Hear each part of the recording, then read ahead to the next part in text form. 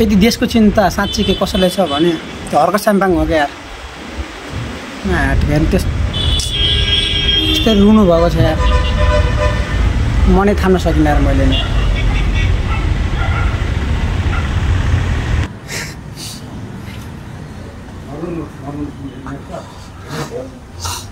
हिम्मत हारेको भन्नुहुन्छ तपाईँले के? म जति हिम्मतिलो कोही पनि छैन यो देशमा, कुरा बुझ्नुहोस्।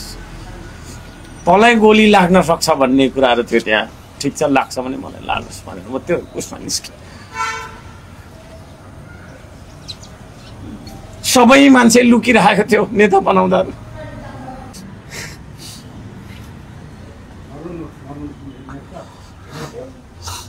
हिम्मत हारेको भन्नुहुन्छ तपाईँले के? म जति हिम्मतिलो कोही पनि छैन यो देशमा, कुरा बुझ्नुहोस्। तँलाई गोली लाग्न सक्छ भन्ने कुराहरू थियो त्यहाँ, ठिक छ लाग्छ भने मलाई लागोस् भनेर म त्यो उसमा निस्केँ। सबै मान्छे लुकिरहेको थियो नेता बनाउँदा। त्यतिखेर सबै मान्छे घरमा लुकिरहेको बेलामा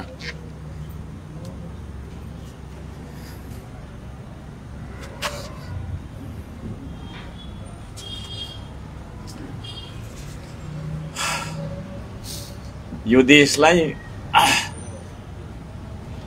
बचाउनका लागि द्वन्द्वनिष्ठ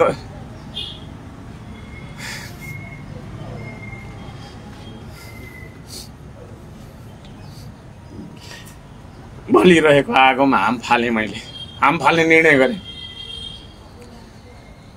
500 किलोमिटर टाढा गइयो हामी, होइन?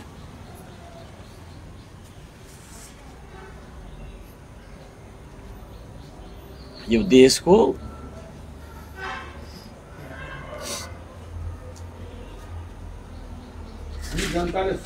नबोल्नु न दाइ, नबोल्नु न तपाईँ, नबोल्नु न। थाहा छ मलाई, सबैको मलाई थाहा छ, तर यो कुरालाई व्यक्त गर्दाखेरि त्यति इजी छैन क्या। त्यसले गर्दा हो मलाई कसैको साथ नभएको, डर लागेको भन्ने कुरै होइन। अनि त्यस्तो डरपोक मान्छे भयो त्यसरी जान्छ? जाँदैन नि त। तर मलाई के लाग्छ भने यो देश रह्यो भने न हामी रहने हो, होइन? देशै रहँदैन भने भनेर म त्यहाँ गएँ। गइसकेपछि प्लेन जाने कुरो भएन, गाडीमा गइयो। केही साथीहरूले मलाई साथ दिए, धन्यवाद दिन चाहन्छु उहाँहरूलाई। खासमा त देशको लागि केही गर्छु भनेर नै आएको नि यार। आन्दोलन भएको थियो धरानबाट काठमाडौँ आउनु भनेर, त्यसको लागि के गर्छु भनेर आएको क्या। त लुकेर बसेर नेताहरू पनि